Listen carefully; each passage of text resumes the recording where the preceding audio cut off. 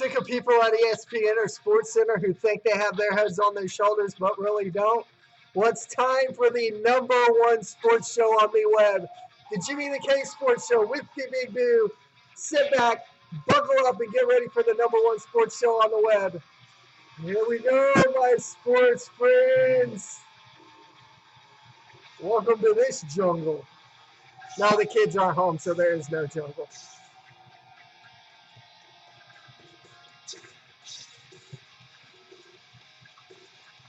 How y'all doing? It's me, Jimmy the K, with the Big D. What up, people? You see us each and every Tuesday evening at 7 p.m. Central Daylight Time here on Ustream and also on Facebook Live. And eventually you'll notice us on YouTube Live, which means that Ustream will probably end up by the wayside. But until we can figure out vMix, then for the time being, you're stuck with us on Ustream and Facebook Live. Wow, what do we want to start off talking about this week? Man, so many. It's a lot. You know, you got Pat Summitt passing away. And then you had and then Buddy Ryan. If you guys out there, Chicago Bears, but also watch the 30 for 30 on ESPN, or you can either go to Netflix. If you got Netflix or whatever. You can watch the 30 for 30 about Buddy Ryan, Chicago Bears, 85 championship. It's a good documentary. It was really good. I think that Pat Summitt should go down as the greatest college coach ever. If people don't want to give her a due, I got some of her stats and stuff I'm going to talk about later on, but she's won 1,098 games, more than any man, more than anybody. And take away the fact that if she had not got this disease that took her life today, she'd still be coaching at Tennessee. Matter of fact, I think she would probably have hit close to 2,000 wins by now. But she stopped coaching in 2011. So I'm quite sure, number one, if she had a penis,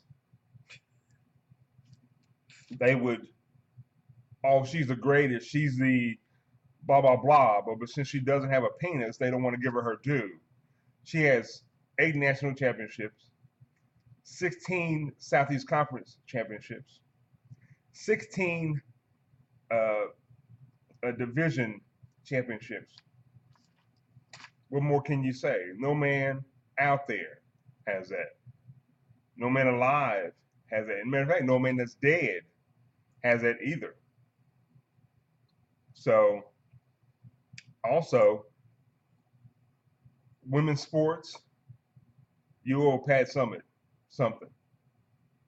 Whether it's WNBA, because she's put a lot of Tennessee women in the WNBA. Also, if you take away the dunk in men's basketball, you take that away, the women are more fundamentally sound, because they weren't in the 80s, 70s, even in the 90s. Women, I mean, there's women out there that are tall, they can dunk, they do it, but it's not a rarity though. They have to be more fundamentally sound. Where some guys are not fundamentally sound. Some guys just, I'm a guy, and they're gonna kind of look over my flaws because I can maybe do a little bit of this over here, but I'm kind of crappy over here. Whereas with women, you got to be able to dribble good, layups, the whole shebang, everything. So, and I think there's some women teams out there that could contend with male teams. Some women can be physical. So, you know, just because you're a man, and if you guys out there that have issues with, you know, what's the word I'm looking for? Some women are tough. Some women will fight you just like a man will fight you and have no problem about it. None. So, but if you take a fact away that Pat Summitt was not a man, Why can't you? Why shouldn't she be the greatest college basketball coach of all time? Like I said, if this disease had not taken her life, starting in 2011 when she finally realized that she could no longer do it, she'd be at 2,000 wins right now. There's no mistake about that. Buddy Ryan, man, the 46 defense, that was crazy. He could double linebackers, stack the box. They were first in every statistical. They were first in 85. First in every statistical category. From run stop, stopping the pass, takeaways, interceptions. They didn't care. And so Buddy was a pioneer in the 46 defense, which now is the mainstay in a lot of NFL teams, even some high school, college, even maybe some Pop Warner teams may play a little version of the 46. So a lot of you guys out there that if you play high school ball, or the guys that are in the pros, that if it wasn't for Buddy Ryan coming up with the 46 defense, you might not have went pro. You might not have got that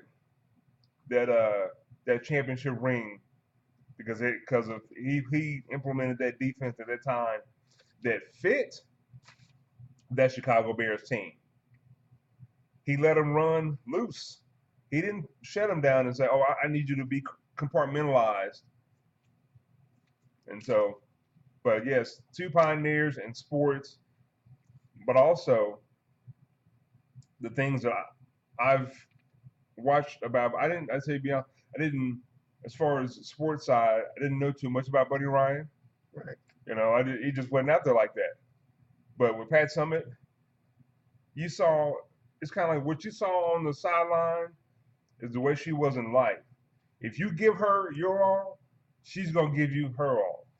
Oh, yeah. That's, and that's all you've heard. I was reading a story about her. I guess it was her sister that did the actual press conference and mentioned that she had passed, and said that basically Pat Summitt was the epitome of what every woman needs to be. She'd coach on the field fine, and she was an elite coach, but when it came to being at home, she was at home. Yeah. She left everything out on the field or on the court that needed to be left on the court. Yeah. And come home to her family. Yeah. Of course, it all started with her dad, though. Yes. Her dad was very staunch nosed. I believe they said it. I could be mistaken. He was a tobacco. A tobacco. I think it was grower or something. Yeah. He grew forms of tobacco or something. Yeah. And cow and dairy. He run out after them whenever they needed discipline with a tobacco switch or with a switch or with a belt or or whatever it needed to be. And that was that era at that time. So people out there, don't make it seem like her dad was a bad man. Right. That was that. If I'm 45, my parents from the South, yes, I got whoopings with belts. So did I. Yes, I did. But for my parents, that discipline, it made Big Dude who he is today. Okay, so you guys that are out there, don't judge her dad on his discipline that was in 1950s, 1960s. Yes, yeah. No, don't do that. So, but apparently her dad did something right because she was a phenomenal woman. I've watched plenty of documentaries about her. She had her son Tyler, which I think is the only child she has, and so. But yeah, just shout out to Pat Summitt, Buddy Ryan, and Chicago Bears family, and all the teams that Buddy coached with, and to the University of Tennessee family in Knoxville, and even Peyton Manning came out and said she is the greatest. Oh yeah. He said He said man, woman. He said she is the greatest. She could coach any team, man, woman, whatever. Peyton Manning came and said she is the greatest. So shout out to them, their families, and you know, when I heard it, I knew it was coming, and I got to. I was at work, so it made me. I was, you get a little emotional because not, you don't know these people personally, but you see them, and if you have some kind of heart, you just, also number one, Alzheimer's, man, I couldn't even. And we're gonna get back to sports. I'm gonna just have a brief 5 minutes, and then I'm gonna get back to. If you guys just don't know, I work in the medical field when I'm not doing this. But for years, in 1997, I started working with autistic Down syndrome, Alzheimer's. I worked on an Alzheimer's unit in Kansas City, and one of the worst things I ever saw was a husband and wife couple that both had the Alzheimer's. And they didn't know. She still knew he was a little bit, but he kept asking. I'm not gonna cuss. But he kept, why is this bee bothering me? I'm like, you can't say that's your wife. Y'all been married for like 50 years. He was, yeah, that's what it does. It's scary. We don't know. Nobody knows what the cure of it is, if ever. But it's devastating. So that's I've seen it up close and personal. What it can do to people. That, excuse me. One year you're just as fine as J.K. and I are sitting right here, got all your faculties, and next thing you know, you're like, who are you? You're not my daughter. You're not my dad or whatever. So there you go. Now we're gonna get to sports, and this is a kind of a dry week. It was a dry week. I was like, I'm on the internet like I'm looking like. Okay. That's why I said, what we're gonna talk about this week? Because man, it was a kind of a dry week this week. Let's start off with the Kevin Durant sweepstakes. Let's go ahead and get to our Oklahoma City audience. Okay. And definitely, I want your top 3 picks, and we'll do my top 3 picks. I like frequently every once in a while. I don't know if you watch KOC 05. They do this game called Crashing the Boards. Mm-hmm. So eventually, as the season comes on, we may end up stealing their ideas and crashing the boards a little bit. And you know who I heard a rumor that they was trying to get Kevin Durant today, but I was like, are you kidding me? Y'all better go and sit y'all. You better go and sit yourself down somewhere. The Atlanta Hawks. Okay. I have not heard that rumor. I heard that today. I did not hear that rumor. I picked my trucker from the shop, and I was listening to another station, and I was like, Atlanta, you have y'all just gone and sit down somewhere and take a bow. The odds aren't even in Atlanta's favor. The odds just came out on the news, literally, I think, about an hour ago on the sports. Vegas is saying a 2 in 7 chance that the Thunder sign him. They're number 1. A 4 in 1 chance that the Golden State Warriors sign him. And I think the Spurs are like 14 to 1. The Miami Heat are like 16 to 1. All these teams are just kind of down at the bottom. Yeah. However, there are allegedly there's rumors going around, and I understandably understand why Kevin Durant doesn't want to go through the distraction again. There's rumors going around that supposedly that KD is in the early stages of talking a 5-year deal with a team. We don't know if that team is Oklahoma City. We don't know who that team is. Our initial reaction, at least my initial reaction, is saying that it is Oklahoma City because he's given so much to the city. Yeah. However, it did come out basically in the report saying that Kevin Durant didn't want to sign a 2-year deal with a 1-year opt-out because the free agency was a distraction enough during the season to him, and it's been stressful enough during this off season that he'd prefer not going through this again next season, understandably. Yeah. Although, I don't, Golden State.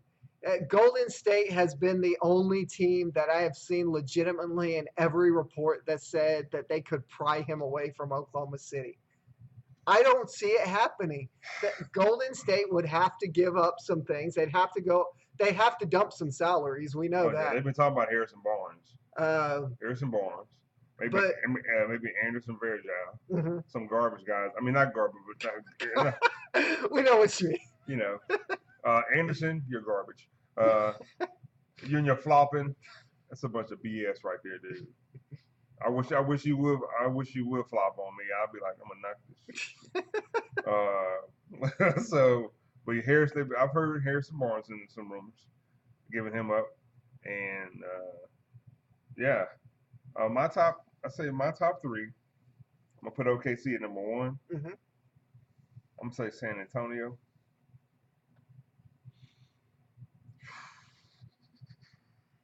And I'm gonna say Miami Heat. I mean, you have the persuader of all persuaders. You do. And Pat Riley. He'd be like, look at this. Look at all this bling I got. Look at all this. Bling. I need some sunglasses. I That's too. Yeah. He'd be like, man. He said, he'd be like, I did it in LA. I did it in Miami. Look at all this bling I got going on right here. Look at that. And you'd be like, damn, yeah. Because if you're in your mind, you'd be like, if he can bring in LeBron and get two, just think if he brought in Durant, Flash, which is already there. Yes. And they didn't do too bad. I think they didn't do too bad this year. They made it to the second. They made it to the second round. Durant might be that one piece. It might be. He might be that one piece. They would just be like, it's so pretty and gay. We got another one in Miami. Oklahoma City. I can definitely say is my number one. Yeah. It's just it's hard to see him leaving Oklahoma City. It really is. I'm not saying that he's gonna leave the way LeBron James did or whatever. That's just not Kevin Durant's demeanor. No, he ain't gonna be like, I'm gonna go up to Chesapeake and be have like, a big show, lights, lights, camera, Thunder Girls, Thunder Girls, But my number two, have his restaurant cater some stuff. Exactly. Bring me some. I love me some Katie's. Oh man. Me and Katie need to have a sit down. I love your fried chicken. I love your fried chicken. I never had your fried chicken, but I done heard some things about it though. Oh man. But my number two, I've only been hearing bits and pieces of this, and some will disagree with me, but it also does have a former coach in their front office is the New York Knicks. Phil Jackson is another one of those people that got those rings. He got 11 rings. And, Carmelo Anthony, the reports have come out the last 2 days that he is pushing hard for Kevin Durant. Yeah, because Kevin's doing something in New York right now. I don't know what it is, but he's doing something. So just get ready, I think, for the Team USA. Stuff. Okay. And you think of the move that New York just made with Derrick Rose, but they also been talking about Joakim Noah. Yeah, I saw that as well. Yeah. So that'd be. I really do. I have the Knicks as my number two, and people, I already can see some people rolling their eyes and going, "It's not going to happen." Oh, it can go. He's lived it up in Oklahoma City. He's done the right thing in keeping the Thunder fans happy. Legitimately, Phil Jackson, along with number three, would definitely be the Miami Heat. Yeah. Pat Riley are the only two that I could see him leaving for. Everyone's talking Golden State. Everyone's talking San Antonio, but those teams would at one have to dump pieces. That's a lot of egos. And two, I can see San Antonio's persuasion in a way because Tim Duncan's all getting up there in age. He's either one retired or he's going to be coming off the bench. Which is fine. Manu Ginobili and Tony Parker have already stated that they are going into free agency. So, they're leaving possibly. So I can see San Antonio's wanting Kevin Durant, but when you think of big market teams other than Oklahoma City, like I said, the only two big market teams that I can see him leaving Oklahoma City for are New York and Miami. Yeah. Realistically, I mean, you have Dwayne Wade and Chris Bosh, and those guys remain healthy. Yeah, and Bosh may not be coming back because of the whole lung issue. Right. Which, Chris, I know you probably didn't watch it, but if you should happen to flip to YouTube, see Jimmy the K, man, shut it down. I mean, you got your ring. You don't want to be a statistic because your ego said, "Oh, I want to play 5 more years or 1 more year." You done made your money, invest your money, and take your health, and your health is way more important than you being on the court and risking having that a lung collapse or a blood clot go somewhere where it shouldn't go. Just go ahead and shut that nonsense down and take your money or even maybe go ahead and maybe say, try to get a coaching position somewhere, Oh yeah. The Oklahoma City Thunder have an assistant coaching because what's his bucket? His wife got killed. His wife got killed. He didn't come back. I thought that was why they brought in the other guy though too. They brought in this new guy. Oh, did they bring in another guy? Yeah, you didn't know. Yeah, he's from Wichita. Okay. He's from Wichita. I can't remember what his name is, but they did bring in a new assistant that took his place. He's from Wichita, Kansas, and he is a former NBA player also. I apologize, guys. I don't know what his name is, but I was listening to some sports radio about a month ago. Okay. And he's from Wichita, Kansas, so he's close to home, but he is a former NBA player as well. So here's a question for you. Our show, again, is shot live every Tuesday. So draft day was last Thursday. Yeah. And the Thunder made a surprising move. Do you think that move, one, was made to free up some money in the hopes of signing Kevin Durant?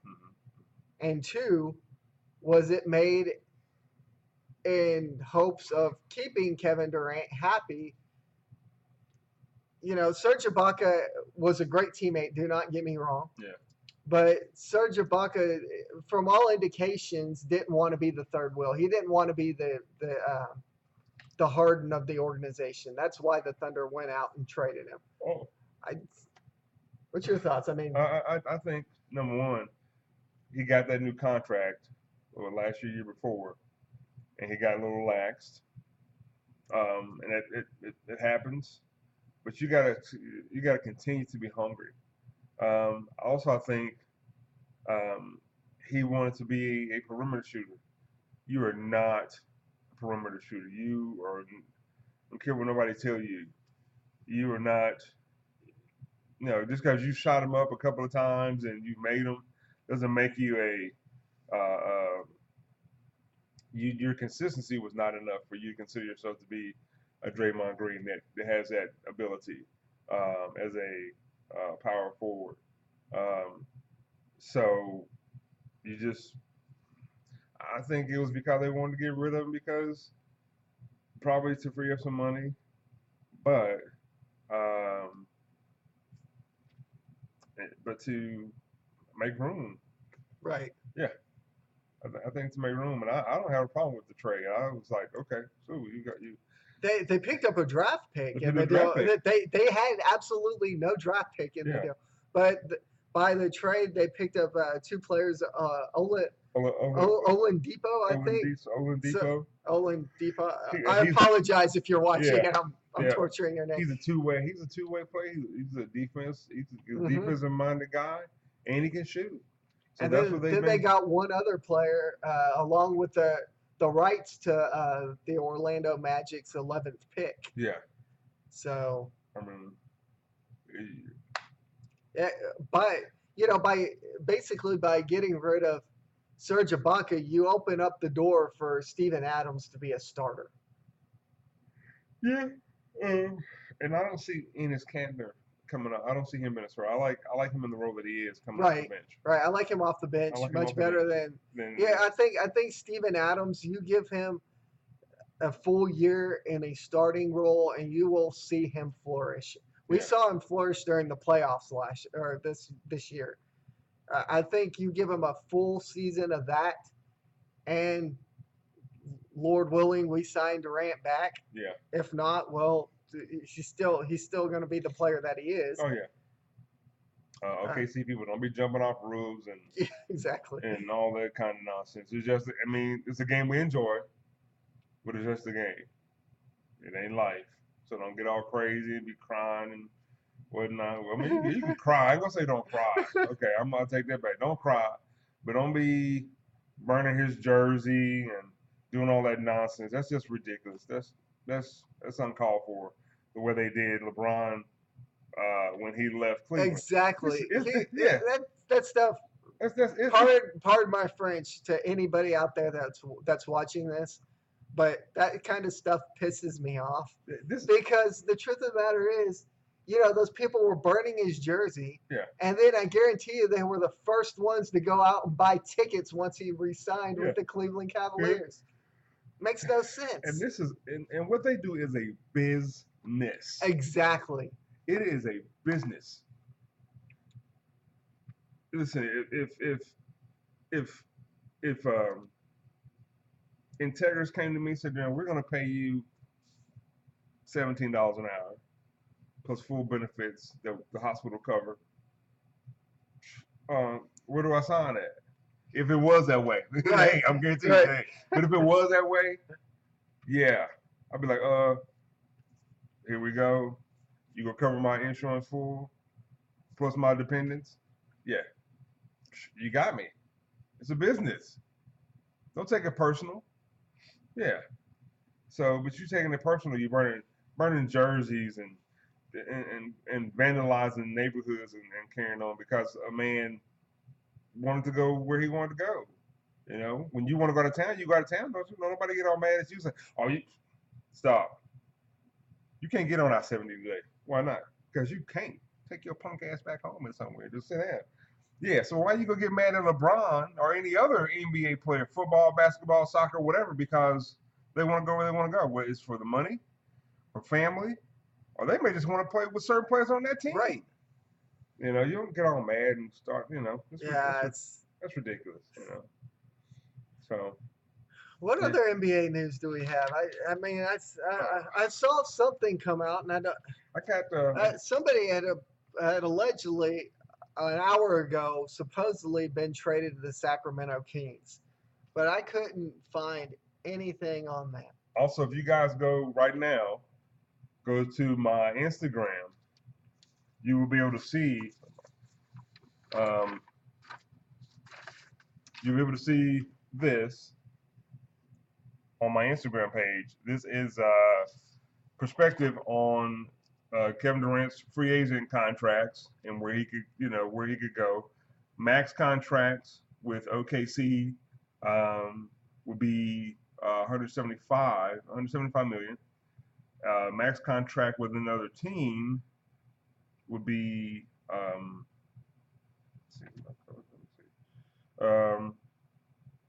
be 227.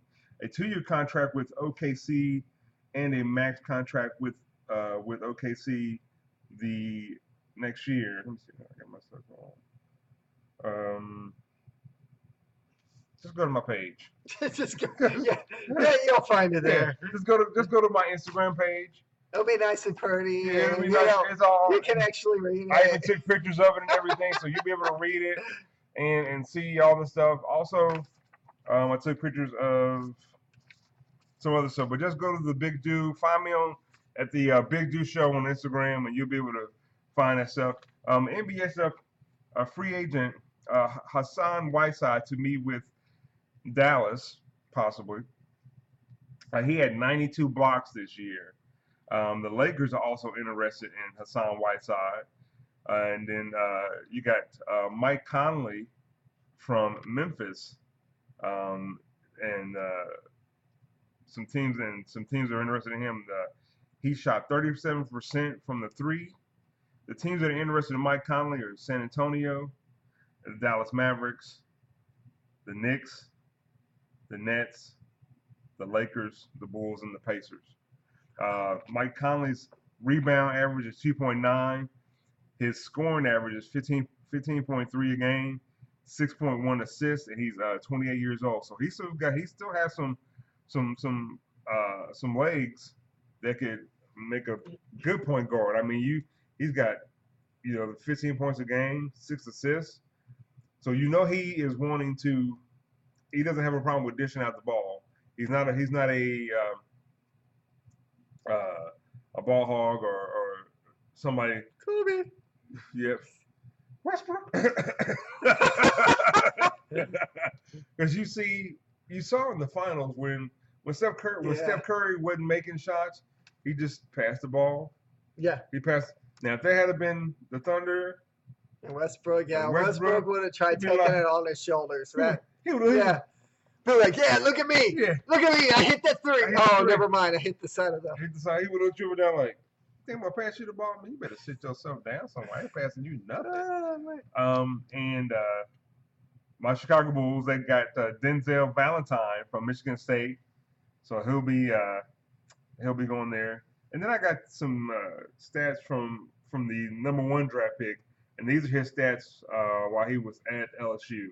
19.2 points a game, 11.8 rebounds, 4.8 assists. He went to the 76ers. He was the Southeast Conference Freshman of the Year. Southeast Conference. Whatever. And then the other teams that for Durant will be OKC, Golden State, San Antonio, Miami Heat, Clippers, Boston. If he does a 2-year deal to opt out after 1 year, he'll get 20.16 million. 20 million. He'll get 20 million. Yeah, 20. Wow. That's a lot of money. That's a lot of cheddar. That's a lot. I don't even have that much money in my account. Man, I don't even have 20 millionth of that. No, that'd be a lot of. Oh, speaking of the other NBA rumors going out, Pau Gasol officially became a free agent. He didn't come in here. No, he's not coming here. The San Antonio Spurs are pushing extremely hard for him. Though. I can see that. Though. Since we're on Kevin Durant still, I could almost see Kevin Durant, or Pau Gasol trying to lure Kevin Durant. I just don't see it happening. That's some of the other. But that'd be, that'd be a high-powered offense, though. Mm-hmm. That'd be high power right there. You got Aldridge, Danny Green, Kawhi Leonard, Pau Gasol, Kevin Durant, Tim Duncan coming off the bench. Because Tim Duncan ain't gonna go. He's not gonna. No, he's not. He's either gonna retire. He's either retiring or he's. Yeah. Or he's just gonna say, I'm gonna take a lesser role. I'm gonna come off the bench. He's not gonna go anywhere else. Do you think he takes a lesser role, comes off the bench, and is a player coach?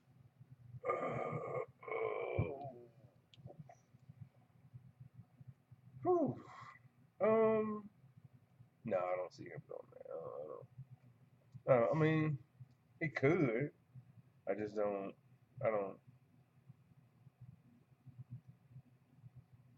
No, I don't see that. No. That would be too. There it is.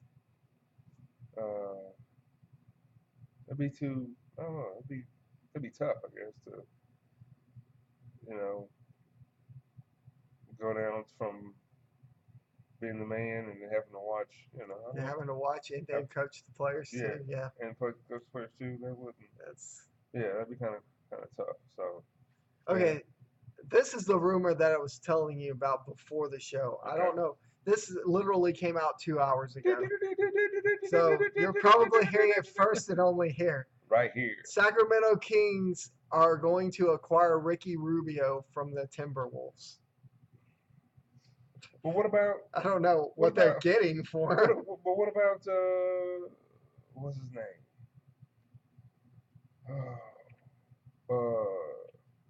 Played at Kentucky, played in Boston. Oh, what's his name?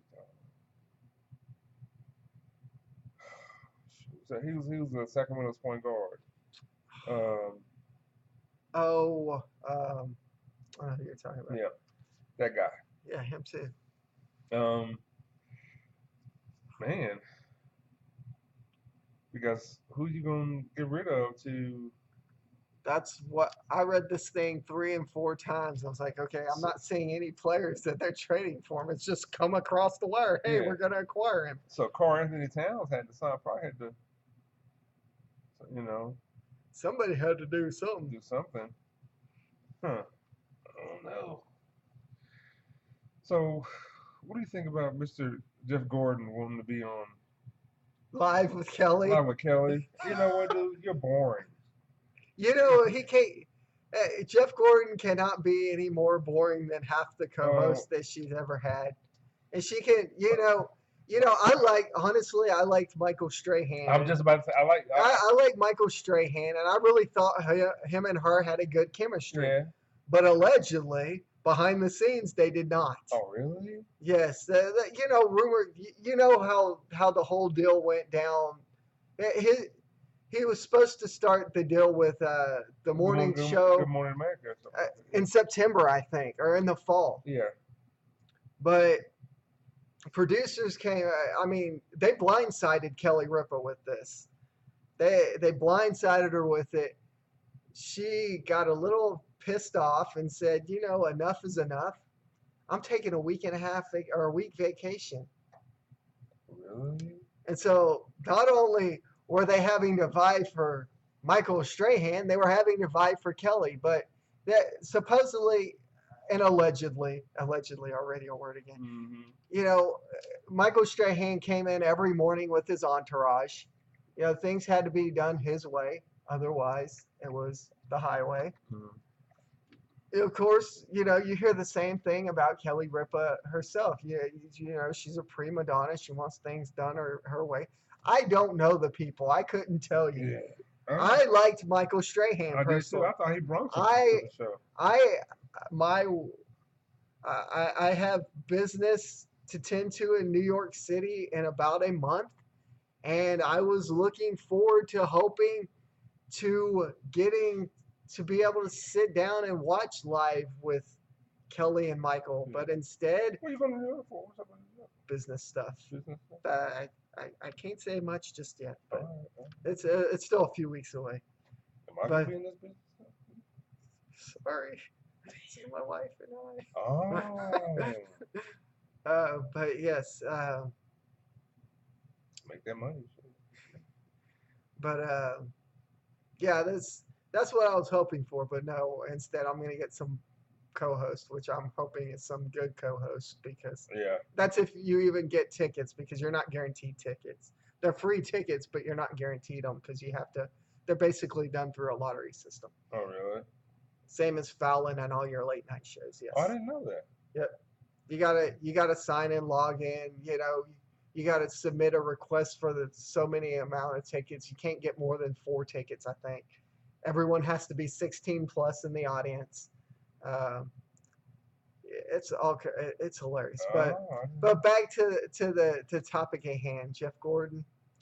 Some of the co-hosts that she's had, trying to vie for spots of Michael Strahan. Yeah. Probably more boring than Jeff Gordon. That's just me, but hey, Jeff Gordon, I think with his first year in the booth, did a pretty good job. You could tell that first race, you could tell he was having some troubles. Yeah. Halfway through the season, I think he made a gaffe between him and he made a comment about something illegal Denny Hamlin did, I think, and basically called him out by name, and the two, Denny Hamlin was not happy with it. Yeah. But as the season went on, he seemed to get better, in my opinion. Yeah. I don't know. I don't see him as the co-host. I don't either. I just can't. I think you need somebody that's gonna be able to be funny and entertaining and be able to hold your attention. And to me, it just seemed like, I've seen him in the booth, and I just don't. It's like, oh, what did you say, Jeff Gordon? Oh, okay, I'm sorry. Yeah, I just don't want. I don't want. Exactly. Yeah, uh, man, who could be her co-host? I mean, maybe Danica Patrick gets out of a race car and sits alongside Kelly Ripa because God knows she cannot race. What is her problem? Is she just her head? Her head. My sister has met her before. Her head is about the size of a hot air balloon. Really? And it's full of hot air. She thinks she's all hot and everything, but yeah, But you haven't run one. Of course, she's got Tony Stewart on her side, which Tony Stewart has publicly come out and said that he doesn't mind girls racing for him as long as they're very competitive. But yeah, Danica Patrick, yeah, she's a little airheaded and hot-headed. Oh, because I'm like, you came out, in the late 2000s, like you were gonna be just this phenom race car driver, and then you haven't won any NASCAR race. You haven't even come in like the top 10. I was like, what do you like? Are you scared? This is what you do for a living. I mean, yeah, exactly. Shoot, I don't get it at all. I don't get it one bit. But hey, she gonna do what she gonna do. There was a fight over the weekend. During the truck race? Is that the one? Yes, I saw the video of that. Before you even start, you can go to YouTube and find this. But when it first starts off, you're like, okay, it's a bunch of girls fighting because it's not just like, a hug you. Exactly. Oh, and then the other guy's like, okay, I'm tired of this hugging. Yeah. And I'm like, this other dude, I'm like, he's like, oh, I love you. I'm like, what? He's like, oh, what moisturizer are you using? Using Olive Olay.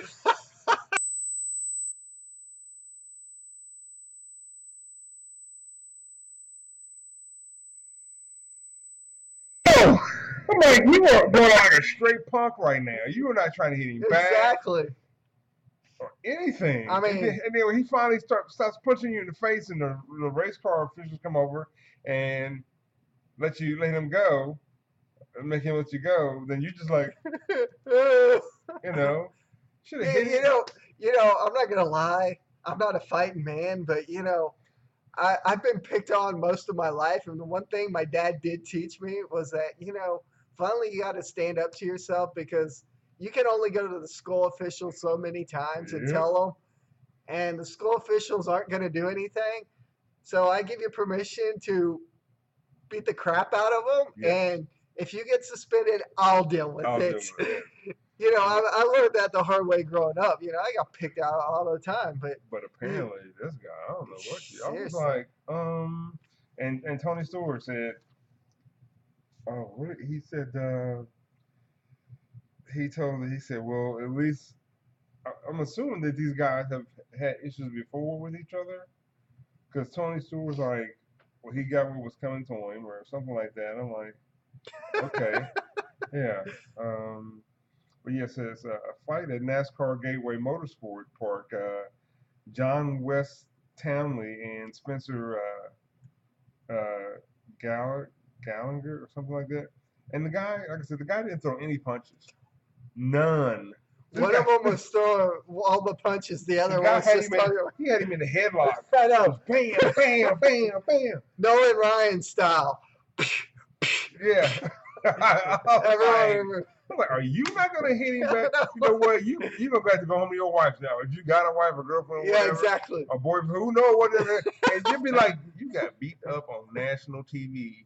It'd be like when I used to get in the fights. I wasn't a big fighter either, but my mom's philosophy was, listen, if I don't find out you threw any kind of punches, you can't come home. Right. You cannot come home. I was like, what did she say? Yes. I saw you down the street. You didn't hit nobody with nothing. She said, you better spit on them or something. I don't care what the, I don't care what the hell you do. She said, I don't care what the hell you do, but you better go back there and do something to him. You better pick up some dirt, throw it in his face or something. I was like, oh my goodness. I said, are you for real? She said, yes. And sure enough, Flossie Doo made me go back down the street or wherever, and she said, you better go do something. She said, because I did not raise you to be like that. Like, okay, all right, you know. So, and then Tony Stewart won this weekend. Yeah, I saw that. He won at Sonoma. Tony Stewart, he led the last 22 laps of the 110 lap event. Didn't he pass? He bumped Denny Hamlin. Yeah, the two of them, I don't think they get along really. Yeah. So he bumped Denny Hamlin. He won't be getting invited to each other's Thanksgiving dinners. No, he'd be like, oh, he's like, we're gonna invite Tony. Don't you say that name in front of me again. But yes, and then that was last time Tony Stewart had won at Sonoma was 6-2 of 2013.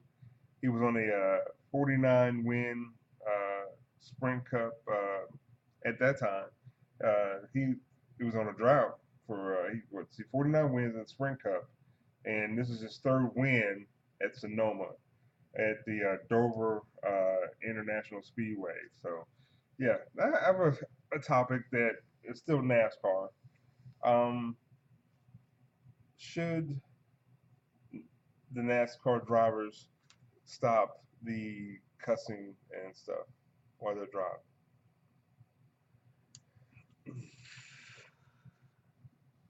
It depends on if it gets out over the network.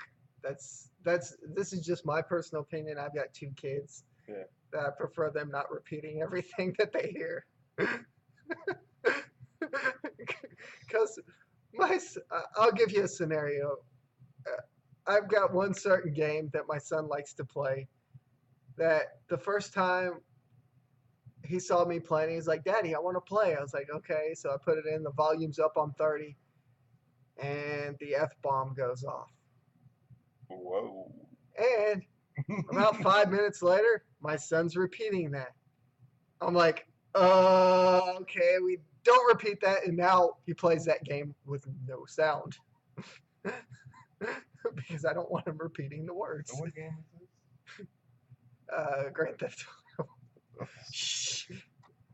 Yeah. Only on mute. Only on mute. Okay. He doesn't play it every day. Yes. Don't be judging out there. Yeah, exactly. We don't know what you do. Exactly. In your homes. But we can prevent forest fires. But it depends on it. It depends on if it gets out over the network. You like my Smokey the Bear voice? Yes. I'm sorry. I'm just sorry. But it's almost like in every sport. It happens in every sport. You're gonna hear it eventually. So I don't have a problem with it. I don't. I mean, in the article that I read, the guy said that the guys that cuss the most are the ones that are losing. Well, that's not true. That ain't true. Tony Stewart cusses like a freight train. Yeah, and Jimmy Johnson. Yeah, he does too. Yeah, and matter of fact, his wife said she don't even let the kids listen to the audio. You can see Daddy race. And sorry, but you're not listening to the audio. There's no. You can watch the race, but you cannot listen to the audio. So, but I don't mind. I don't have a problem with it.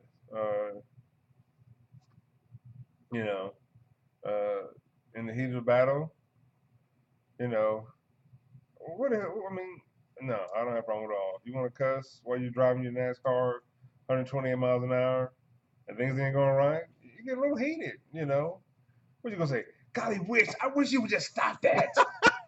That makes no fun. It's filth for filth. Come on, man. I mean, So no, I don't have a problem with that. But that was our NASCAR news. We've covered NBA. We'll probably get back to NBA again, and I got Major League Baseball, and also I didn't know that. Oh, and this is bad. I know with everything that's happened with Pat Summitt, but her son was the head coach at Louisiana Tech. And guess what happened? What? Her son got one of the girls pregnant. Say what? Say it again, homeboy. I sure did say that. Yes, sir. The big dude say what? Say what? Man, I was like, are you kidding me? You a head coach. These girls and parents send their girls to you. Here we go with Baylor all over again. All over it. Yeah. These parents send their girls to you, putting their trust in you. They put you.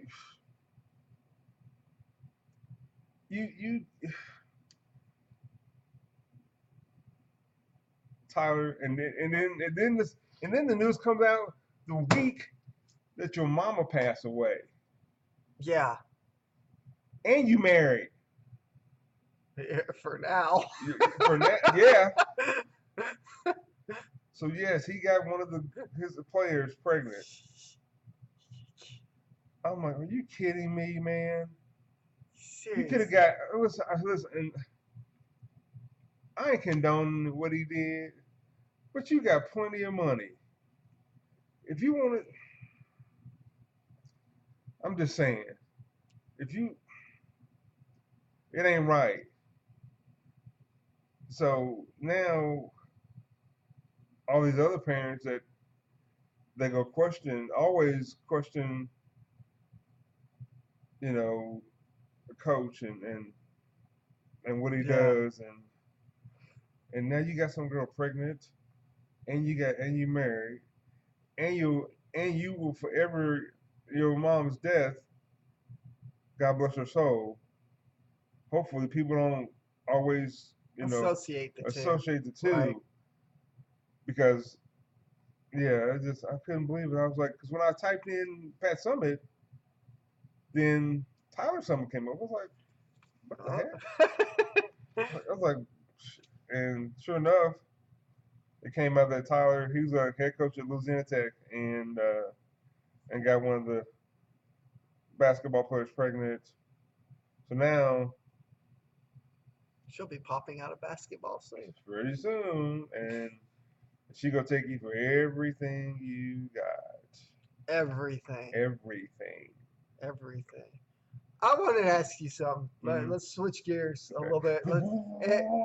NFL. A statement came out last week from Johnny Manziel's dad. Yeah. That Johnny Manziel's dad said, and I quote, I got this from the dailysnark.com. Daily Snark. Johnny Manziel's father on his son, and he says, and I quote, he's a druggie. I hope he goes to jail. And he also said, in quotes, he goes, more than likely, he goes, I hope that something happens before he dies. Yeah. Then today.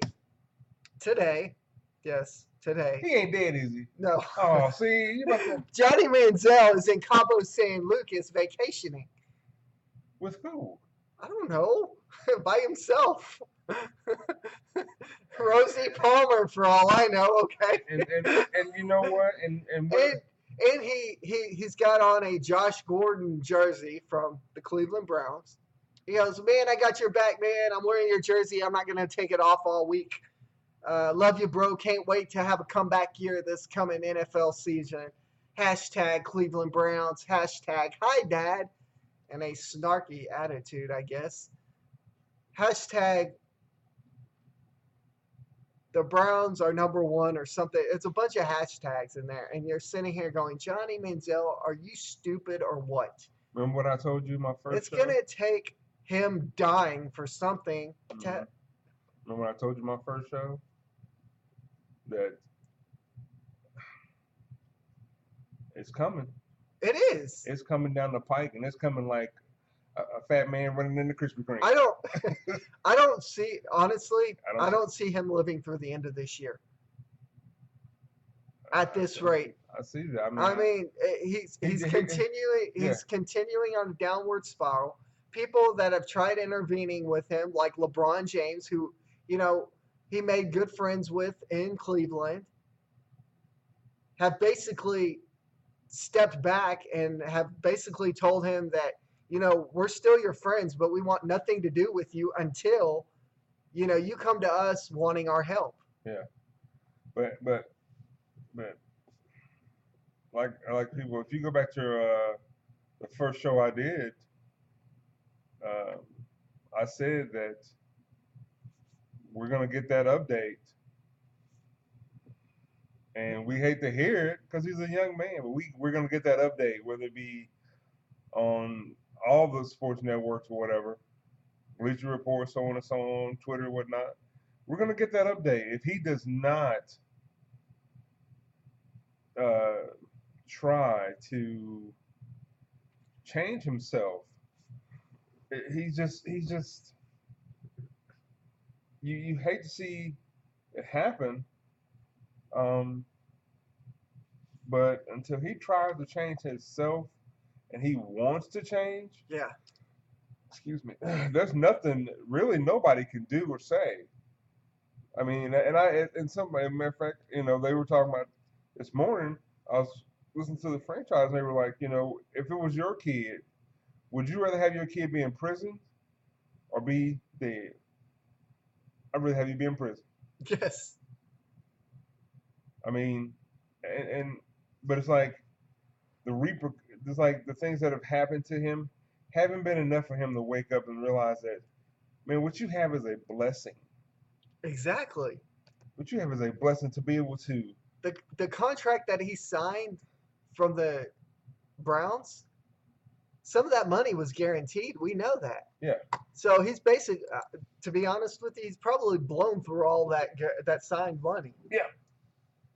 I mean, what you're able to do, and I know you put in your hard work when you were at Texas A&M and high school possibly or whatever, but what you were able to do after on the football field, when you put your mind to it, I've seen it, is amazing. Amazing. And yet, you throw it all away for some drink, a little snort, and the limelight. Well, try to get the limelight in a positive way. Right. Some positive, because you don't realize that there's some 10-year-old kid out there that's looking up to you. Exactly. And you may not want to be a role model. But it's too bad. But it's too bad. Exactly. Yeah. When you signed that contract with the Cleveland Browns coming out of Texas A&M. Yeah. What was it? The money sign or whatever. You didn't want to be a role model. Maybe you shouldn't have been. You made yourself a role model. Yeah, you made yourself a role model. So grow a pair and do the right thing. I know. And get some help. I mean, if it takes freaking Dr. Phil, then do it. I mean, it's like, it's just sad. It's just a sad situation all around. Because as a parent myself, and JK, it's like, you never want to see your kid go down that route. No. Ever. You never want to see, and this is me. My grandparents raised me. My mom did drugs. When she was 15. And my grandparents were the best grandparents that you could ever have. And there were plenty of opportunities for her to do better, straighten up her life, not be out there in the world or whatever. And finally one morning, I got that phone call. And I can imagine what my dad had to go through, but just imagine Johnny's dad. You're in the limelight. Everything you do, everything you say is out there. And my mom had plenty of chances to not. She drank, she smoked, she did. Listen, my mama did it all. And from what I see about Johnny, maybe other than shooting up, Johnny does it all. But after a while, either God says he had enough, and I don't know what your religion is out there, but listen, after a while, God's like, listen, my personal opinion is that maybe you're not appreciating what I'm giving you. And so it's just time for me to just move on and take you on away from here. So hopefully, Johnny Manziel, man, just get yourself together, dude. I mean, you have so much potential, and so many people want to help you. They don't want nothing from you. No. LeBron's a bazillionaire. Yeah, exactly. You know, I mean, you got all these people that you don't realize they're just using it for your money and your fame. That's it. So, but you know, anyway, I mean, it's scary. But like I said on my first show here, if he doesn't get himself together, and you heard it right here, J.K. said in a year, yep, he'll be dead. And as a human being and as a parent, man, you don't want that for your kids. You want nothing but nothing but positivity things happen for your kid. I mean,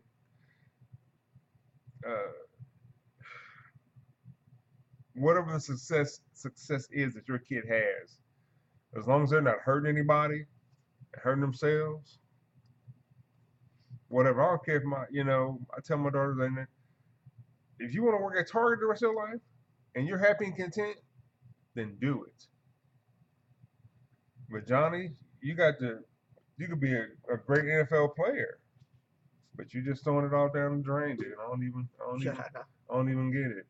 I didn't know that FedEx was supporting Memphis in the Big 12 expansion. They were. I didn't know that either. Mm-hmm. That's something new. What did I tell you last week? I do my research. Yes. Because we on the Jimmy the K Sports Show and we better than anybody. Yes, we are the #1 sports show on the web. Yes. But yes, FedEx was supporting the University of Memphis in their Big 12 expansion. And this is back in May. Wow. This is back in May. This is before they had the summer Big 12 came out. Exactly. Yeah, this is before the Big 12 even came out. FedEx was like, listen, we'll help you. I think FedEx is based in. I think so. In Memphis. So they're like, number one, they're probably gonna work their name on the stadium. Who cares? Oh, yeah. Whatever. But they're gonna help you add. If you got say Memphis, you got holding what 50,000 seats right now. FedEx said, you know what? Let's make it 100,000. Oh yeah. And then, how could you? There you go. Look at it right there. See that? It's all about that green. And you got FedEx is wanting to put their name on it. Yep. You come to the Big 12, which why wouldn't you? FedEx. I mean that's macadocious right there. That's like some pimp stuff. It's like, Daddy got what you want, baby. Come on over here. Exactly. Come on. Daddy got it. Big 12. We got money. We FedEx. Just the name itself, I don't want you to bring Memphis to the table. But you go the Big 12, you're gonna talk about, well, we don't know. We don't know what teams we want. Are you crazy? Man, you're ridiculous. Okay, so and that's I couldn't believe that though. This is all my extra news. We still got NFL, Major League Baseball to go, so don't y'all get worried. Everything y'all wrapping it up? No, we ain't done yet. No, we ain't done. Herschel Walker. I think this is a story. Oh my goodness, Herschel M.F. Walker. You mother. Listen, I'm a black man, as you can see. And I'm not white. I'm Indian, okay? Yeah. I'm 3/4 Cherokee. Grandmother would never sign over the papers to, really? Prove it. She would. Yeah, I could get scholarships and stuff to school if I wanted it to. Just for my, she passed away 2 or 3 weeks ago, and still to this day she won't. Yeah, I love you, Grandma. Man, So. So wow, what was that? He's like, she come back from the dead to smack me in the head. My grandma, hey, it wasn't me. I'm just an innocent bystander. Yeah. Okay. Herschel Walker had some speaking engagements. Yes. A lot. This is the story that I've heard. Yeah, he had. Go ahead. No. Herschel Walker had speaking engagements to endorse Donald Trump. Right? No. Yeah. Were they speaking? I think they were speaking engagements to endorse. Donald Trump. Yeah. And so, but ever since they found that out, they were like, they're kind of like, we don't want you. Sorry, Charlie. Hey, there's this black football player. I don't know. What am I wrong for saying that? No, you're not wrong. It's this black football player, and he's supporting this old white, bald-headed, toupee man. And that ain't even a toupee. I don't know what that is. Is it Donald Trump? It's a rat. Listen. It's a New York rat. Look at that, Donald. Look at that, Donald. Look at that.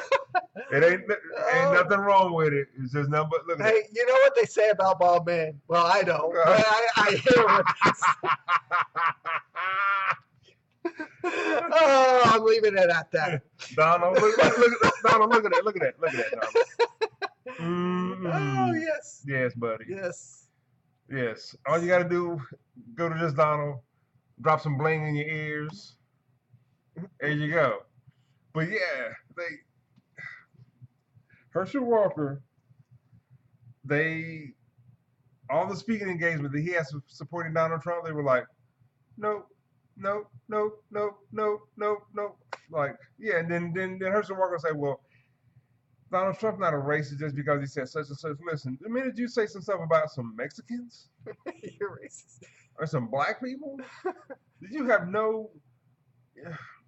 Listen, I'm not a racist. My daughter's a mix. I sit next to a white man every Tuesday. Okay. So I'm Indian, dude. Get it right.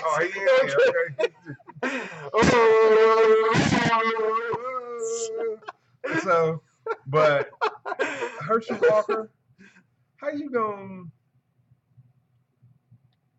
Just because you got money, people don't realize that just because you got money, you're still black. And there's some people out there in the world don't give a darn about how much money you got. They'll still drop the N-word on you. They don't care. They'll still try to get crazy with you. Don't care. I don't have any money, and I've had other people of other races try to get crazy with me. So, and you gonna support this man when you've seen all the craziness that he causes, all the havoc. So you got what was coming to you.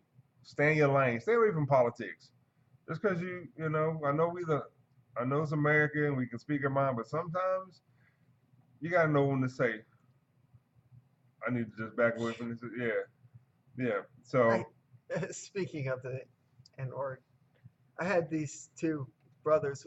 We went to CC's to fulfill my son's. I completed the kindergarten end of year, whatever deal that.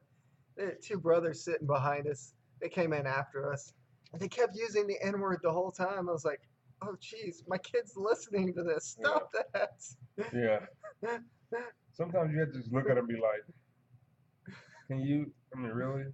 They were much bigger than me. Oh. One of them would have probably sat on me and squashed me. No, you could have went out to the truck, popped the glove box.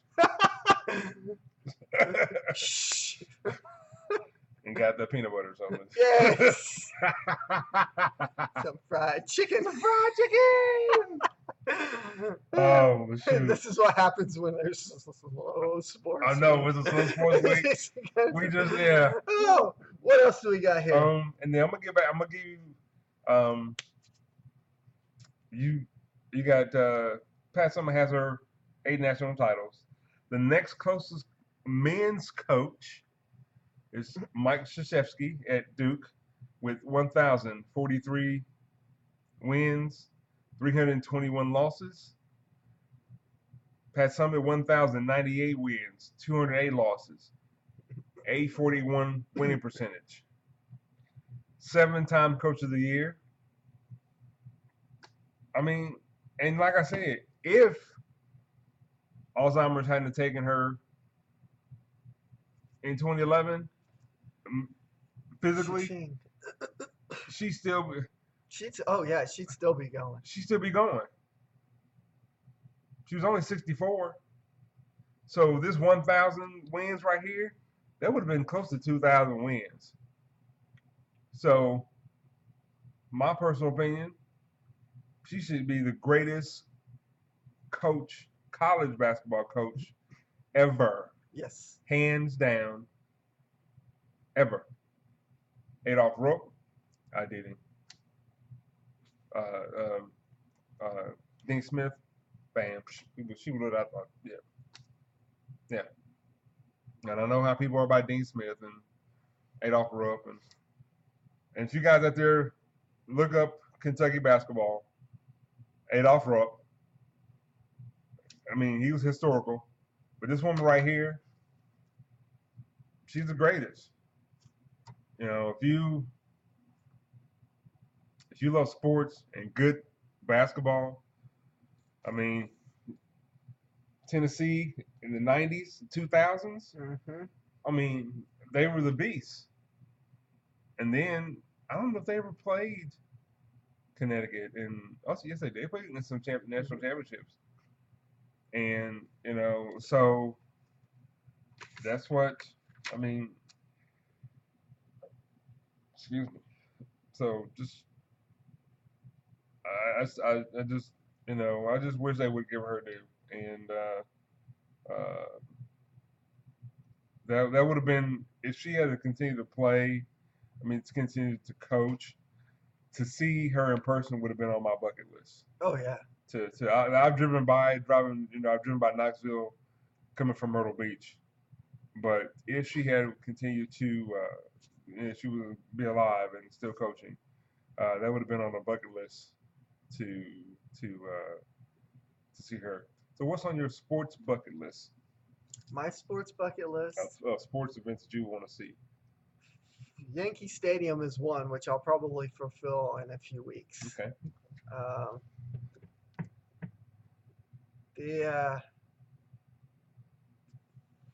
Going to a World Series would definitely be one. Oh, I went to the, what was it, the 2010? Yeah, it was the 2010 ALDS against the Yankees in Texas. Ooh.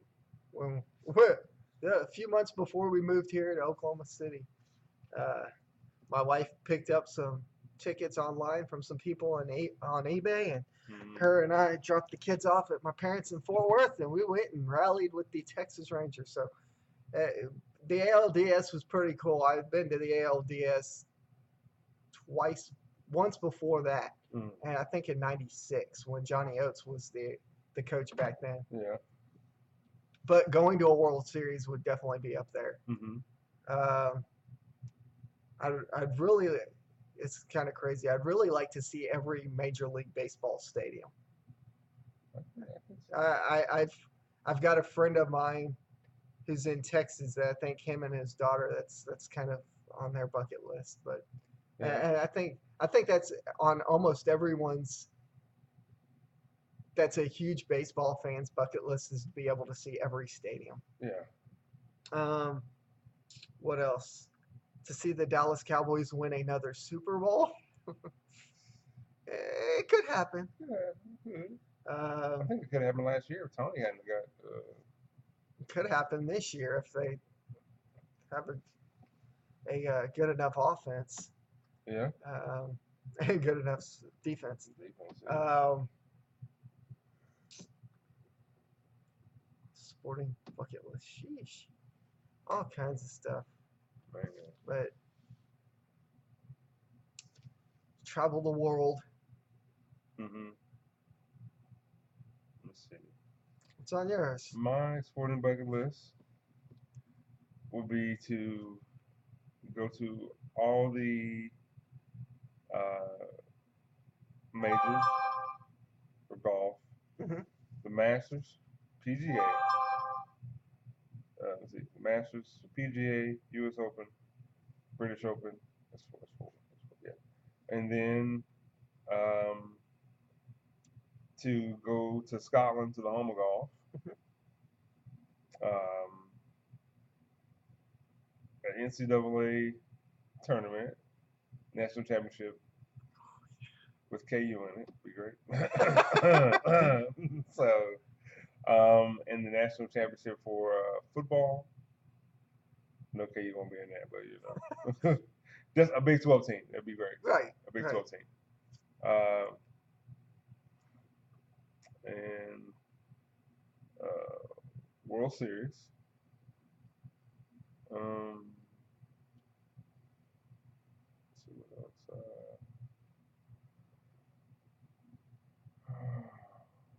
Man.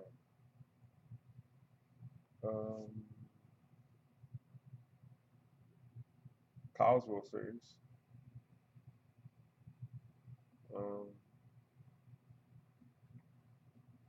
And Daytona 500. Daytona 500. Yeah. I think my parents have been out there once. My sister was a race car driver. Well, not a professional race car driver. My sister and my dad were the first ever father-daughter duo in Legends racing. Back when Legends racing was the thing, the big norm, which Legends racing and midgets is what a lot of younger kids lead themselves up into the trucks and into you know the all the other series. Yeah. But yes, that was my sister did that. How long did she do it for? She did it for a few years. My dad, the first and only year that he did it, he was first in points going into the last race by like 6 or 10 points, and he was leading the next to last lap, and some guy, all you saw was the jerk of his steering wheel. He knocked him into the wall, broke his wrist. Really? The guy that wrecked my dad was in second place in points, so he knew he had to do it to win. Wow. So that's shady. yeah, but yeah, that was back in the days. Yeah. Back when. But yeah, what other NFL sports news do we have? We got some PED issues. PED? I heard that Peyton Manning is still gonna have to face the face the choir. I thought He's no longer a. Yeah, I was just matter of fact. That's some of the news I had. Okay. And I'm gonna read this off to you guys. It says, and this is about Peyton Manning. His after football. It says Peyton Manning said he will be cheering for lots of NFL teams. He also will be rooting for Brock Osweiler. He will be cheering for the Giants. He hopes Brock will have a great year. He said, I'm thankful for Brock for helping me break down film. Peyton said that he knows that he made a big improvements over the 4 years, and Peyton said that he will be throwing some passes to some wounded warriors as he made a visit to the White House, and he said that was pretty fun. He enjoyed that. And this is the NFL to interview Julius Peppers, Clayton Matthews of Green Bay, and James Harrison of the Pittsburgh Steelers. They will be interviewed. There was some news that came out on Al Jazeera report allegedly PED use by these players, but the delay for the interview has been delayed by the NFL Player Association. Okay, I'm going to ask you something, and this is off the cuff. How legit do you find Al Jazeera? I mean, I've heard. You know what? I've heard of the network, and you hear mainly the net because it's basically a network out of Iraq or Iran or somewhere overseas. This is my first time ever using them as a source. but then I went to back up what I heard on Al Jazeera. Right. I went to the NFL Network too. Right. And it's on there. And I'd seen the same reports. It's just sometimes with Al Jazeera, you just start thinking. You makes you want Yeah. There's just a bunch of people pissed off at the United States. Yeah.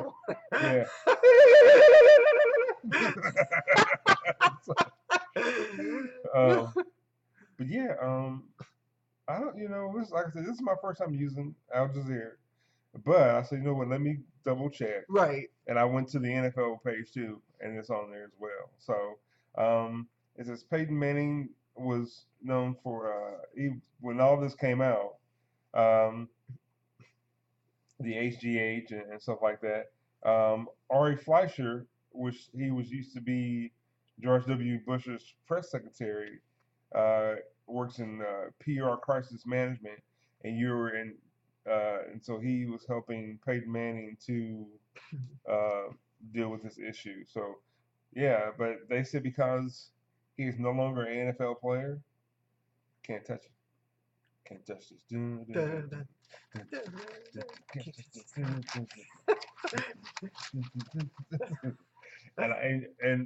I didn't have pair of shoe pants. They didn't make them for fat kids. Okay. I didn't like that. It wasn't right. As shady as all get out. Okay. So, but yeah, Clayton Matthews and Julius Peppers for PED. Yeah, and James Harrison.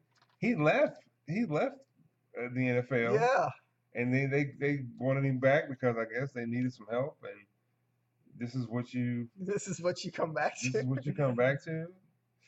I don't know. Cha-ching. Cha-ching, ching. Oh. So, we'll see what happens with that.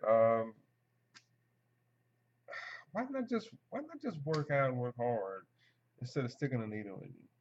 This has been the thing that I've said since day one, since starting the All About Sports Zone blog and the page and the Jimmy the K Sports Show. And I've written blogs and continue writing blogs, and I'll continue to write blogs until my eyes bleed. It aggravates me the amount of times that I have to blog about something like this, because why can't you do it right? The right way. There are players out there that are doing it right. Yeah. The right way. Yep. I think of Major League Baseball, the names that you hear of: A-Rod, Derek Jeter, Sammy Sosa. Sammy Sosa, you could look at him and tell from the first season to 2 or 3 seasons into it that he was getting much larger in a very fast amount of time. You could tell something was going on. And he turned white, too. And players like Mark McGwire and even Barry Bonds. But Derek Jeter was never implicated. No, he wasn't. But I saw Barry Bonds on the sideline the other night at the Marlins game. I was like, "Damn, Barry! Did somebody suck a vacuum on you? Just all that bulk and just." But yeah, he's like miniature size now. He's like, yeah, he's like an Oompa Loompa. Oh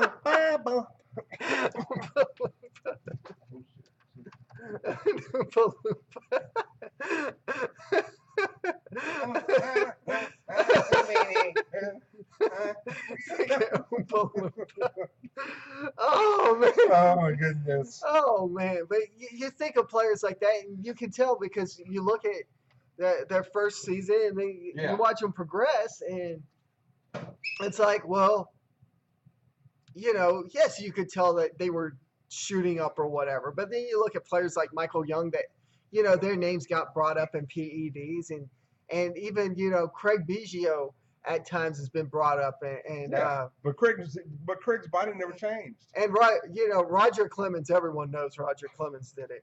Yeah. Them Texas Longhorns, I'm sorry, but them Texas Longhorns are notorious for shooting up. I didn't know that. I'm kidding. Oh. I'm a Sooner fan. Oh. I originally grew up an Aggie fan. I went to OU. So either way, I despise the Texas Longhorns. There be no hooking them up. All right, what's this? No, it's sell them off. And you know what the famous saying around Norman is? Every year once Texas gets beat in And the Cotton Bowl is, don't you? Beef, it's what's for dinner. Oh my goodness. Wow. But yeah, you look at certain players and you tell, yes, they were using PEDs, but players, like Michael Young's name has been brought up, and you're like, dude, that guy was scrawny from season 1 to the time he retired. So, yeah, I mean, let's do it right, the right way. Yeah. And you got kids. We already talked about this with the whole Johnny Manziel thing. You've got kids looking up to you. Yeah, whether you want to or whether not. you want to or not, and you bring yourself into the limelight. And you're like, well, I don't want these kids looking up to me. Well, if that's the case, then don't become a professional player, because the truth of the matter is, once you sign that big contract and become that big time player like Chris Bryant of the Chicago Cubs, or Bryce Harper of the New York, the Washington Nationals, Prince Fielder, Perez at the Royals. Once you sign that, once you sign those contracts, you're basically asking to be a role model. Yeah. You may not want it, but too bad. That contract. And there's some, and these guys take these drugs and not realize, there's some foods that there's natural supplements, right, that are not, there's natural stuff that you could take that can help you with recovery time. Your diet can help you with recovery time. Right. If you change your diet a little bit, I mean, I don't eat beef and pork, and I function really well. But it's like there's certain foods. If you do your research, there's certain foods that can help you with your recovery time. There's certain foods that can help you with, like, I had a friend of mine that happened to be incarcerated. He told me that they use peanut butter in prison as a steroid. I was like, what? But I've heard, wow. but when I mentioned it to one of the guys at GNC when I go buy my supplements, all natural. I don't take, so no PEDs involved. But he said peanut butter has something, you just has some natural steroids type something. I was like, oh, I didn't even know. I said, yeah. So you just never, but to have to shoot a needle in me or something. Yeah, I'm not a fan of needles. I'm not afraid of needles. I don't have a problem with them at all. But I don't want to be. No, man. No. When I graduated broadcasting school, I was weighing 400 pounds. Right now, I'm probably around 380. But I can tell, because I can tell, look at my body and tell that I put in the work, because I see certain definition that was not there before I graduated and before I started, and so, but I don't take anything. People say, well, you're not an athlete. That's not even the point. The point is that if you just work and just put in the work, you don't have to shoot your body with all that. No. There's going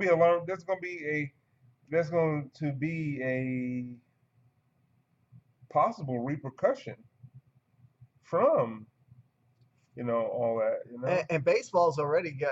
I mean, it's got toughest. They've got the what I know with minor league players. It's like 50 to 60 games. The second time is like 110 to 120, and then the third time is a complete season. Yeah. And you could possibly, depending on Major League Baseball, be banned from the sport. Yeah. So why would you want to risk that? Exactly. Your livelihood for a brief, temporary. Josh Hamilton comes to mind. Hamilton. So much talent. So much talent. He's shot you read his book. I've read his book twice. Oh. Twice, beyond belief. This guy was a number 1 draft pick out of Carolina. Signed first overall to the Tampa Bay Devil Rays. Or Devil Rays at the time. It's the Tampa Bay Rays now. Yeah, I didn't understand. And got into a car accident with his parents. Ended up going the wrong side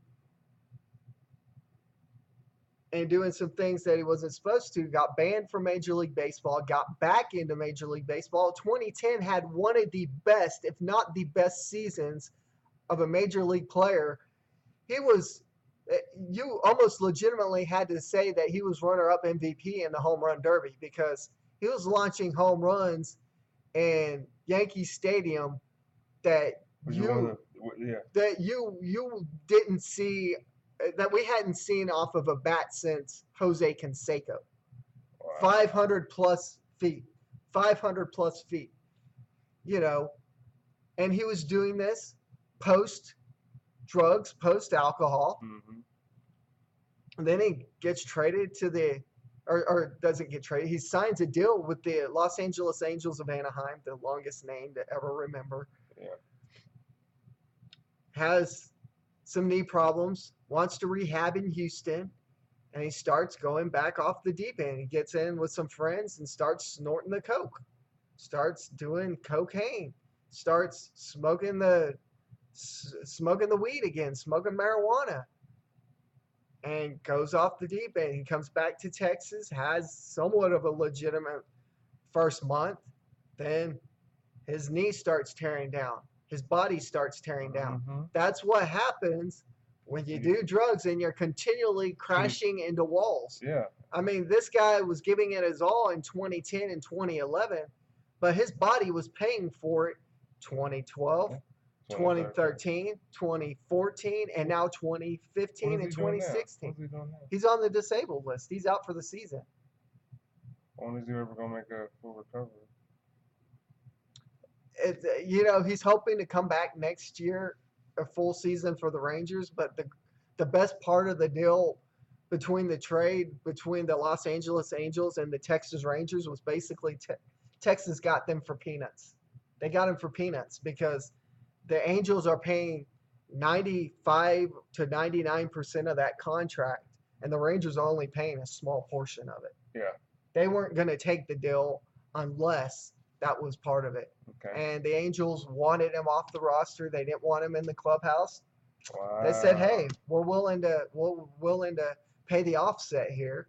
So he's back in Texas. Back in Texas, and he's struggling again. Now, who were we talking about last week that had been out of baseball, and that some teams were looking to sign him? Out of baseball and teams like Jose Reyes. Yes, indeed. Guess where he's at? Oh, I read a report or something about this. I want to say the Dodgers, but I know that's not right. The Mets come to mind, but that's not right. The Mets. He is with the Mets. Second base. I think second base is his position. I think so. Yeah, he is with the Mets. That's where he. And like last week, I was saying, he had a lot of baggage, which they knew about the baggage because it happened. Yeah. It happened in New York. Right. So all it took was a team to be willing to pick up the baggage and walk into the airport. Exactly. And they walk into the airport, right out to a cab, and right into the stadium and into second base. Into second base. There you go. So Jose Reyes is the new second base player for the New York Mets. Let's see what happens. So I tell you, I will keep an eye on his stats since he's back with them and see what he's up to and see how things are going, and I will let you guys know what I found out and what I've been keeping up with next week. Also, Steven Strasburg is on the 15-day disabled list. He's 10-0 right now. He has a 2.9 ERA. He has 118 strikeouts in 93 innings. He thinks he tweaked his back in the weight room, which it can't happen because I've done it before. If you can lift something the wrong way or move the wrong way or whatever, it's possible. It's surely possible. I did that just picking up my kids. Oh man! Somebody help me! Rocky! Where's my wheelchair? Oh my goodness. So yes, Steven Strasburg. You know, do you think he's living up to the hype? Don't believe the Recently, hype. no. Recently, no. I will say recently, no. His record right now in ERA says yes. Yes, but his record. I mean, you look at what he's done over the last few years. He's been a pretty good pitcher. I won't throw him under the bus, and I won't throw anybody under the Nationals bus because um, that's one team that my sister and brother-in-law like to frequent every once in a while. Oh really? Living out in DC. Oh really? But Strasburg is a pretty good pitcher, but then they also have he was with Detroit. I can't think of his name. It's not Doug Fister because Doug Fister is with Houston. Who was that pitcher? Can't recall his name, but he was with Detroit. Had a good season last year or the year before, and he signed a huge deal. No, Price is with Boston. He was with Detroit though, wasn't he? Price was with. I think he was. He was with Detroit, and then he went to Boston. He went to Boston. He went to Detroit, then the Blue Jays, then to Boston. Yeah. And then you got the Nationals over there living up to their hype for the most part, but no one's living up to their hype more. After the latest MLB rankings came out, you and I were discussing this right before the show. Yeah. The latest rankings came out, pushing the Cubs out of the top spot. The Texas Rangers pushed the Cubs out of the top spot. Yep. They were basically tied atop with the San Francisco Giants with the best record in baseball. Mm-hmm.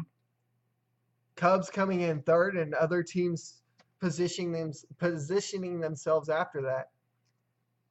This is unique in a way because honestly, in the last week, Texas has lost 3 pitchers. Well, in the last 2 weeks, excuse me, they've lost 3 pitchers. They lost Kobe Lewis for 2 months. They lost Derek Holland, who won't be back until after the All-Star break. We already know that. I like Derek Holland. Derek Holland, he's a beast. He's a beast. He's a. I wish Hamels would mentor him a little bit more because I could see a lot of Hamels in Derek Holland. Yeah. And Yu Darvish is going to pitch a simulated game either tomorrow or Thursday, I think, against live batters in New York. And if that goes well, him and Keona Kela, who's a bullpen piece for the Texas Rangers, will more than likely be activated off the disabled list. And Darvish will at least get one more start before the All-Star break. Okay, I know because for you guys that may or may not know, a couple weeks ago, Yu Darvish was having some issues. He wasn't really pain. He just felt some tightness in that arm that he had Tommy John surgery on.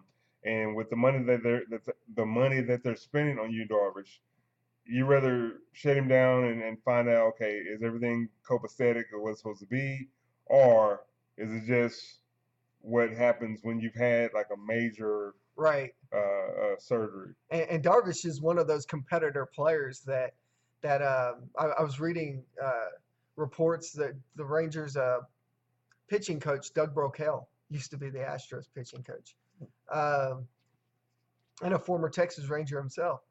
Well, Darvish is very competitive. After he'll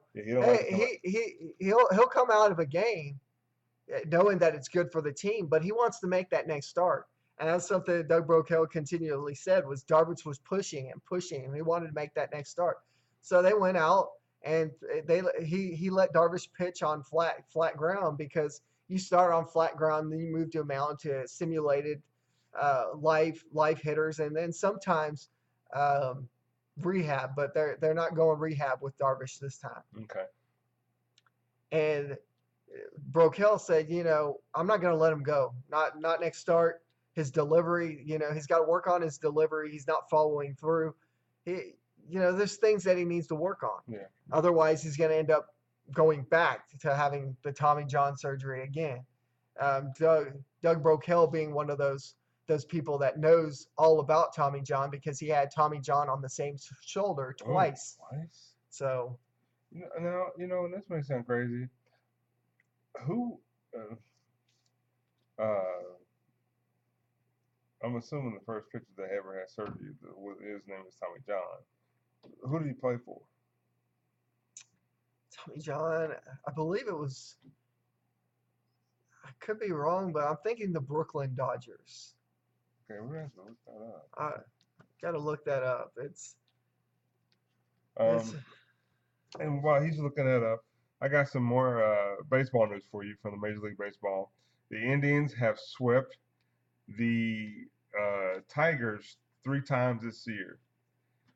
They won 9-3 the other night, and they have swept the Detroit Tigers 3 times. Also, the Marlins beat the Cubs in a 3-game series, and Jose Fernandez had 13 Ks in 13 innings. So I think that was the game. That was the game that brung down the Cubs from their perch of being ahead in the Major League Baseball standings. So, right. Yeah.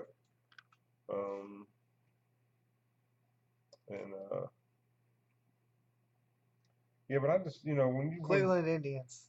Cleveland Indians. That was the team that originally had him. Oh, okay. Cleveland Indians from '63 to '64. Huh. And like I said, I just don't think Steven Strasburg has. I mean, I know his ERA is good and everything, but sometimes his record's good, and that shows a lot. But But the team he's on though is exactly. You look at the lineup from 1 to 9. It's just kind of like the Rangers in a way. You look at the lineup 1 to 9, and you start to think, well, the Rangers have lost Darvish for a bit. They've lost Kobe Lewis. Yep. They've lost Derek Holland until after the All-Star break, and you're gone. And they're still looking to win their 51st game in New York City tonight. How is that possible? Well, the offense that they have, they've got a beast of an offense that just doesn't quit. Yeah. The team can be down. The team was down in New York last night, they were down 6-4 going into the 9th inning. And they come back to win, albeit because of a major league rule that had the New York Yankees crying foul, but it actually had both managers in a way crying foul. But I was like, if it's raining, why not just stop the game? That was the thing that both the big thing that Joe Girardi had a problem with was the fact that it was still raining out there. And he said, I was watching the other team's players, not just ours. Yeah, I was watching their outfielders slip around. Yeah. He goes, we're risking injury that way. Yeah. And season-ending injury. It's not like it's football where exactly where your cleats are deep enough, and that's what you live to play. Sometimes play in the mud. Baseball, you don't want mud. You want dirt, dry, and So they didn't. It wasn't like that last night. I was like, "Aren't you guys gonna call in?" They were like, "No, we're gonna just keep it playing." I was like, whatever. Right? So so that's but and the Cubs. I mean, Fernandez, 13 Ks in 13 innings. That's pretty darn good right there. And the Marlins, they're not too shabby. They're just not too shabby. He got Barry Bonds as the hitting coach. Oh, right? As long as that's where I saw me. I was like, as long as he's not juicing them up, I'll be happy. I know, right? And I know when they were panning down the sideline, I was like, hold on, let me pause that. I was like, I think it is. Man, your head ain't as big as it used to be. Whoa, that's Barry. So, now what do you think about the National Hockey League being in Vegas? I saw that. I mean, it's happening. It's happening. I saw that, and I was like, it's kind of hard to see any professional sport in Vegas because that's where all the gambling's going on anyway. So they're always going to have the inside edge. And what about they said something about maybe NFL team being in? But I can't. But I know the Raiders. I know Al Davis' son is kind of like I could be in. I don't have a problem with being in Vegas. Build me a stadium. Be with the They call it the Trump Stadium. I don't know about that. I don't know about that. He owns hotels out there, you know. Yeah, it'd be the Las Vegas Raiders. That'd be pretty cool. Las Vegas Raiders. That's. LVR. Yeah, that'd be pretty catchy. So, did you do your Big Eight Player of the Week? Yes, I did for Iowa State. What? Iowa State. Yes, I did.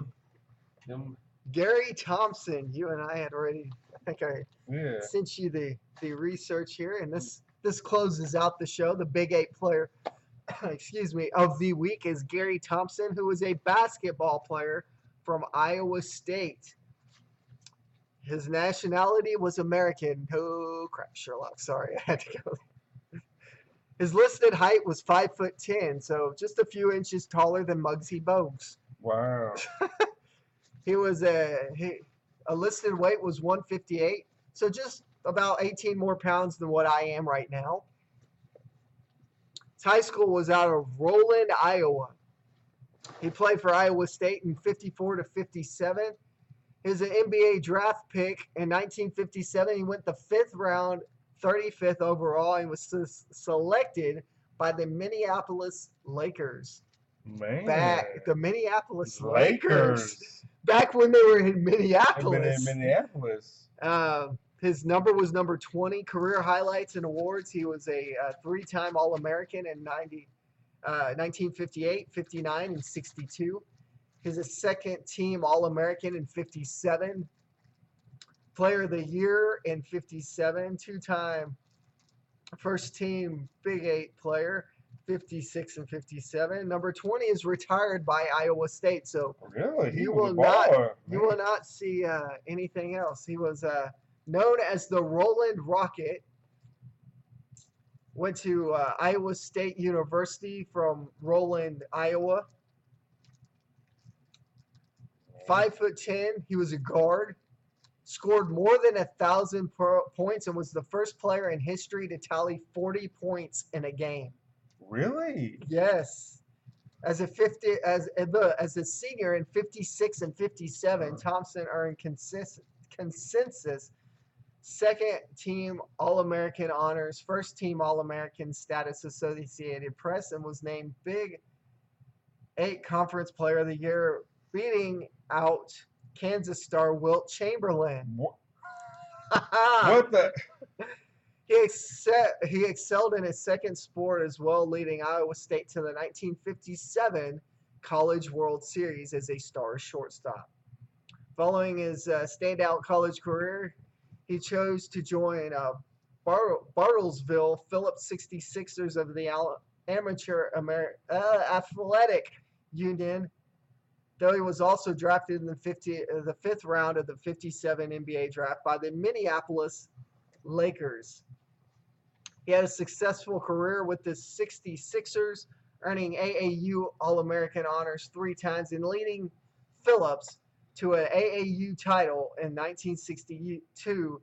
He later coached the 66ers as well. So that is your Big 8 Player of the Week, Gary Thompson, out of Iowa State. He was a beast. I learned something. So he's the first player to score 40 points in a game. And he beat out Wilt Chamberlain for Big 8 Player of the Year. Also, guys, I got this for Christmas. This is the Tournament Town, Kansas City, is a good read. Has some very interesting facts about how basically March Madness got started. So if you want to check that out, like I said, I got it for a Christmas present, but it is a good read, something in your leisure time that you could read up on And so now we have to pick who are. Let me see. Who next week's who next big week's, let me see. Big 8 player of the week is. The Big Do will do the research for this week's Big 8 player of the week, who will be out of the school from Missouri. Missouri. So, let me see.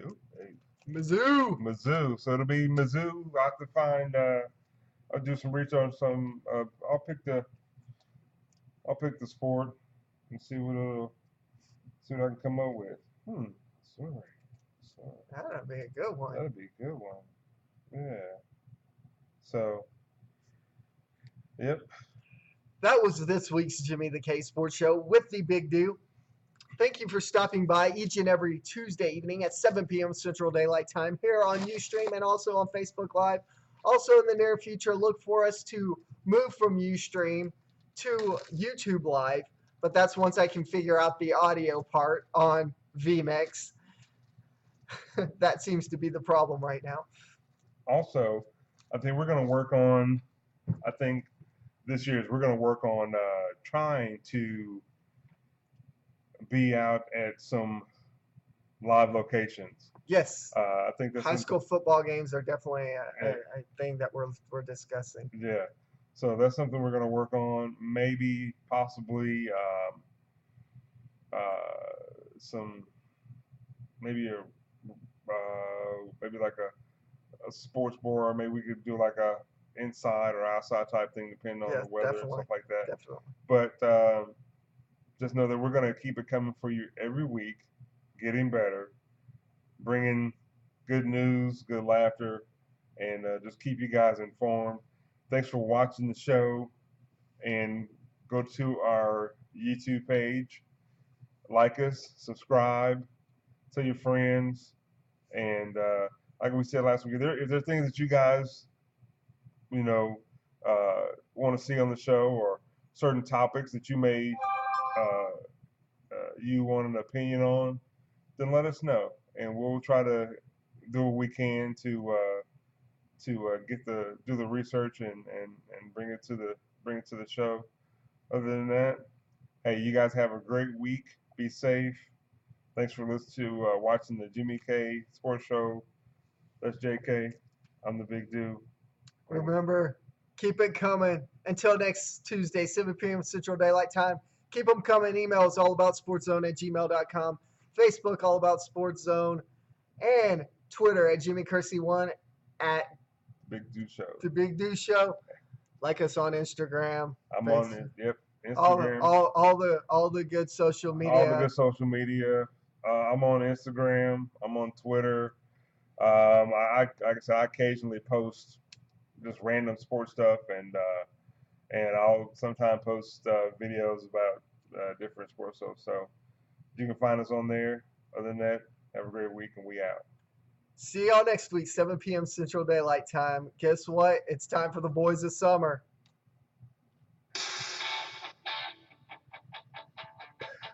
I got my first real 6 ring over at the 5 and got